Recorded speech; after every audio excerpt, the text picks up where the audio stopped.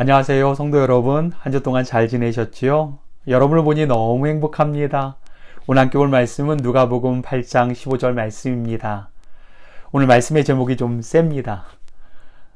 나의 마음의 밭 갈아엎을 때입니다. 완연한 봄이 왔습니다. 그리고 텃밭을 가꾸시는 분들은요, 굉장히 많이 분주하시라고 생각되어집니다. 텃밭을 가꾸는 사람들이든 아니면 농사를 짓는 농부이건 그분들에게 가장 중요한 것은 무엇일까요? 씨를 뿌리는 것, 물을 주는 것? 아니요, 그것보다 더 중요한 건 땅을 준비하는 것입니다. 한 농부는요, 씨앗을 뿌리기 전에 땅을 봅니다. 갈아엎지요. 봄에도 갈아엎고 가을에도 갈아엎습니다. 그리고 땅을 이렇게 만지면서 냄새를 맡으면서 땅이 문제야. 땅이 잘 준비돼야지 좋은 열매를 맺을 수 있지 라고 이야기를 하게 됩니다. 우리 예수님께서도요, 역시 신앙생활에 가장 중요한 건 너희 마음의 밭, 땅의 문제다 라고 말씀하시면서 오늘 비유를 그렇게 진행해 나가고 계십니다. 오늘 비유를 가만히 보면 한 농부가 따뜻한 햇살이 비치는 곳에서 그리고 푸른 그 밭에서 열심히 씨를 뿌리는 장면들을 보여주고 계십니다. 한번 그 비유 속으로 한번 들어가서 함께 귀를 기울여서 한번 경청해 봤으면 좋겠습니다. 따뜻한 햇살이 비치는 그때 한 농부가 씨앗을 맨 보자기를 메고 열심히 씨앗을 뿌립니다. 그리고 농부의 소망이 있겠죠. 좋은 열매를 맺었으면 좋겠다라는 마음이 왜 없었겠습니까? 그렇게 씨앗들을 뿌리기 시작합니다. 그런데 씨앗이 떨어지는 곳이 제각각인 겁니다. 어떤 씨앗은요, 길가밭에 딱 떨어지자마자 튕겨져 나가버립니다. 그 땅에 씨앗을 뿌리를 내릴 수 없는 상황이 되죠. 그런데 갑자기 그때 하늘로부터 새들이 오더니 그것을 다 쪼아먹기 시작하는 겁니다. 농부는 그것을 보면서 마음이 안타까웠겠지요. 그런데 예수님께서는 이 비유를 하시면서 제자들에게 이렇게 말씀하십니다. 이것은 말씀을 바로 듣기는 하지만 마귀가 와서 즉시 그 말씀을 빼앗는 사람들의 마음이다 라고 얘기하고 있습니다. 말씀이 귀에 들리긴 하지만 그것이 뿌리 내릴 수 없다 라고 말씀하시는 거예요. 이 말씀을 들었던 군중들은 고개를 끄덕끄덕이면서 혹시 나도 이런 마음밭은 아닐까 라는 생각을 가져봤으리라고 생각되어집니다. 예수님의 비유는 계속해서 이어집니다. 바위 위에 씨앗이 떨어집니다. 얇은 바위 흙 위에서 씨앗이 싹을 틔웁니다. 사람들은 환성했겠죠. 야, 씨앗이 난다. 야, 잘 됐다. 라고요.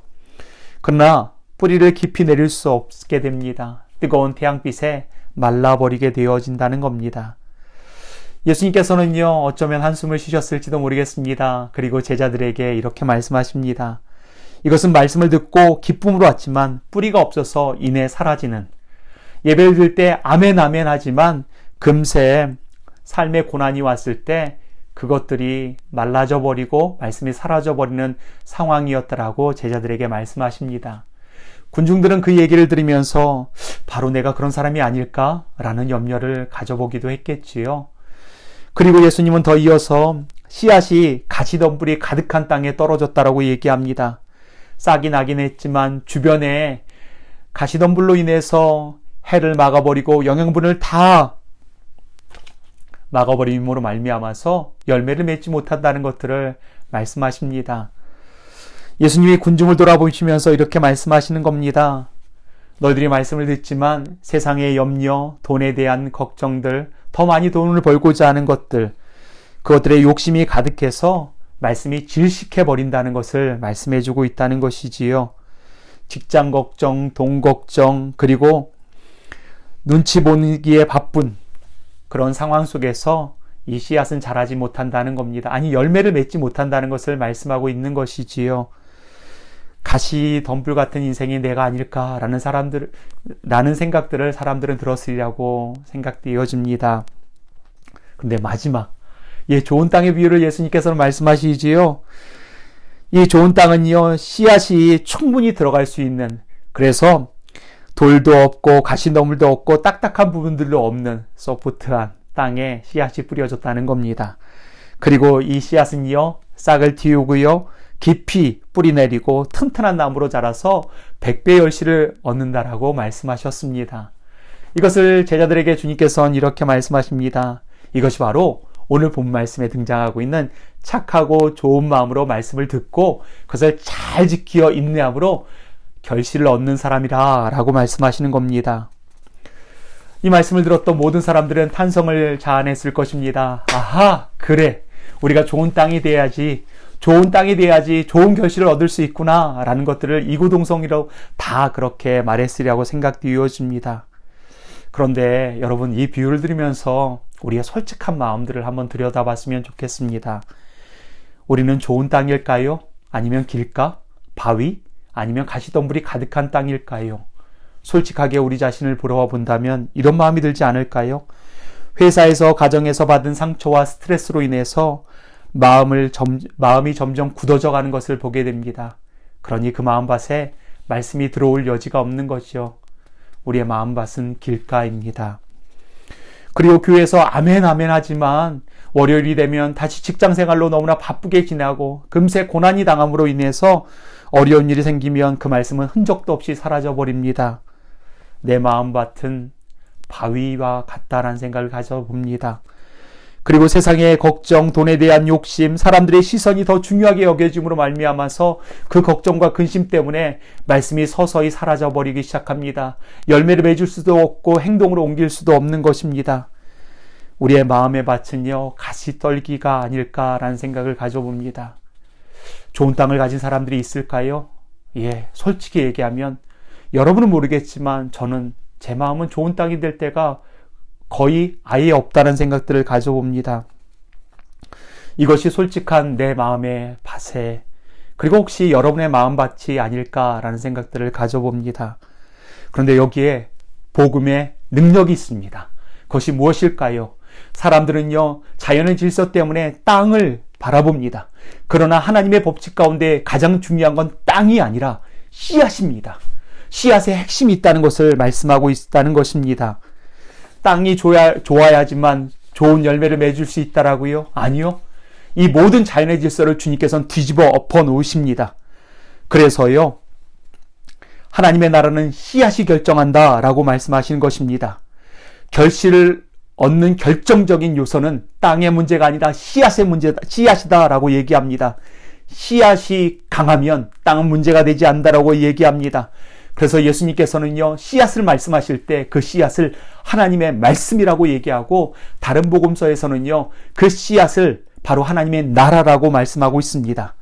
이 씨앗은 어느 땅에 떨어지든 길가는요, 엎어지고 바위는 깨트리고 가시덤불은 뽑아내는 능력을 가지고 있습니다. 이 씨앗을 뿌려지는 순간 땅은 변화될 수밖에 없습니다. 이 씨앗이 누구일까요? 바로 예수 그리스도이십니다. 예수 그리스도께서 가는 곳마다요, 갈아엎어지고 깨지고 그리고 좋은 땅이 되어질 수밖에 없음을 주님께서는 말씀하시는 겁니다. 강력한 씨앗으로 말미암아 좋은 땅이 될 수밖에 없는 것, 그 증거를 어디서 증명할 수 있을까요? 누가복음 8장 상반절에 보면 예수님을 따랐던 사람들이 등장하고 있습니다. 제자들, 그들은 마음이 딱딱했고 세상의 정치를 요구했던, 정치적인 성공을 요구했던 마음들의 소유자들이었습니다.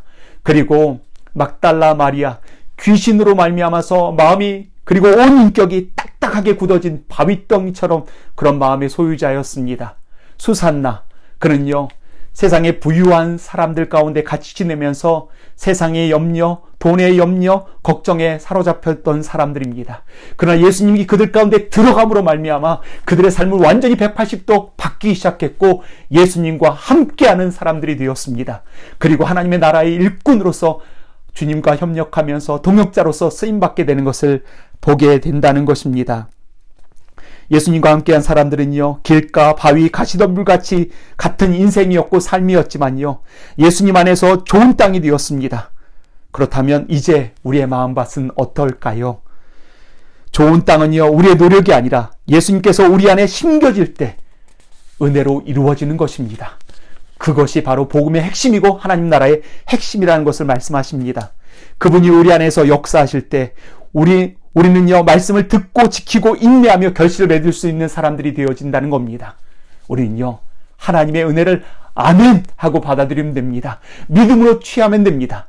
그리고 우리가 할 수 있는 건 주님 곁에 주님과 함께하기만 하면 됩니다. 그때 우린 좋은 땅으로 하나님의 말씀을 우리 삶에서 결실로 드러내는, 열매로 드러낼 수 있는, 그래서 30배, 60배, 100배의 결실을 얻을 수 있는 우리가 되어질지를 예수 그리스도의 이름으로 축원하고 우리는 믿습니다. 이제 삶의 현장으로 들어갑니다. 우리의 마음밭을 바꾸려고 노력하지 마십시오. 그냥 주님 곁에 붙어 계십시오. 주님 말씀 곁에 붙어 계십시오. 그분의 은혜가, 그분의 씨앗이 우리를 좋은 땅으로 변화시킬 것이고요.